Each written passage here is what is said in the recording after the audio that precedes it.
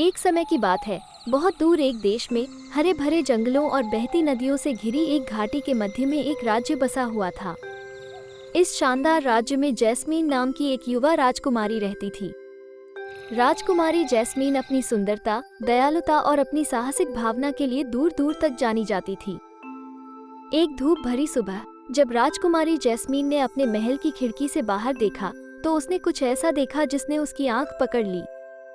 कुछ दूरी पर एक ऊंचा पहाड़ खड़ा था, लेकिन ये किसी भी पहाड़ से अलग था जिसे उसने कभी देखा था।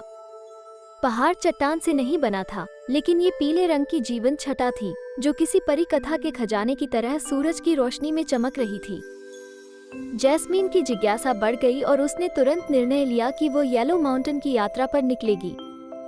वो जानती थी कि यह एक चुनौतीपूर्ण साहसिक कार्य होगा, लेकिन वह इसमें छिपे रहस्यों को खोजने के लिए दृढ़ थी। साहस से भरे दिल के साथ उसने अपने वफादार घोड़े और अपने भरोसेमंद सलाहकार एलिस्टेयर नामक एक बुद्धिमान बूढ़े ऋषि को अपने साथ ले जाने के लिए इकट्ठा किया। पीले पर्वत की यात्रा लंबी और कठिन थी, हरे भरे जंगलों, चमचमाती नदियों और रहस्यमय प्राणियों से भरी हुई थी जिन्हें राजकुमारी जैस्मीन ने पहले कभी नहीं देखा था। रास्ते में उसे बात करने वाले जानवर, मंत्रमुग्ध झरने मिले और यहाँ तक कि एक खोए हुए बच्चे ड्रैगन को उसकी माँ के पास वापस जाने का रास्ता ढूंढने में भी मदद की। हफ्तों की यात्रा के बाद आखिरकार वे येलो माउंटेन के आधार पर पहुँचे। छूने पर पहाड़ की सतह गर्म महसूस हुई और पास से देखने पर उसकी सुनहरी चमक और अधिक चमकदार लग रही थी। राजकुमारी जैस्मीन शिखर तक पहुँचने के लिए दृढ़ थी।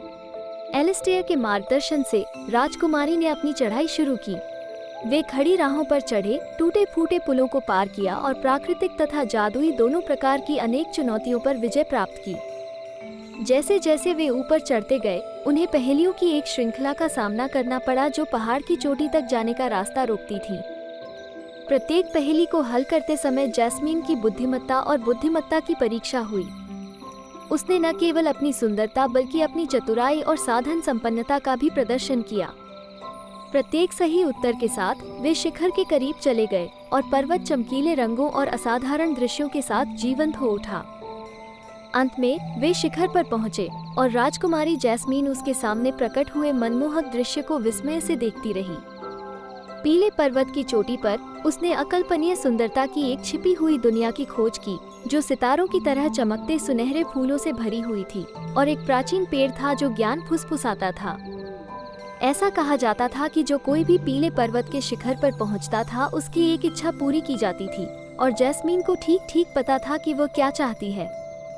वो अपने राज्य और उसके सभी लोगों की भलाई और खुशी की कामना करती थी। जैसे ही उसकी इच्छा पूरी हुई, पीला पर्वत और भी चमकीला हो गया और उसने राज्य पर सुनहरी रोशनी बरसानी शुरू कर दी।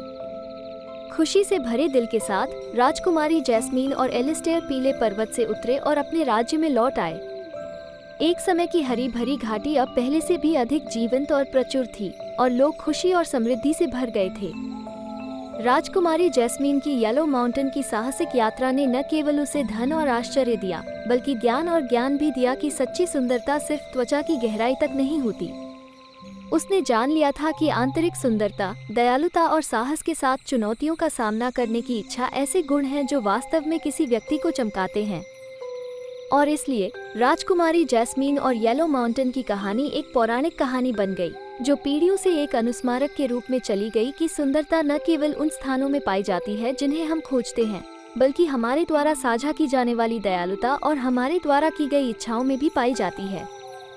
और भी मजेदार कहानियाँ देखने के लिए सब्सक्राइब करें सैदी कॉमिक्स को और बेल की आइकॉन को दबाव ताकि तमाम कहानी तक सबसे पहले आप पहुँच सको।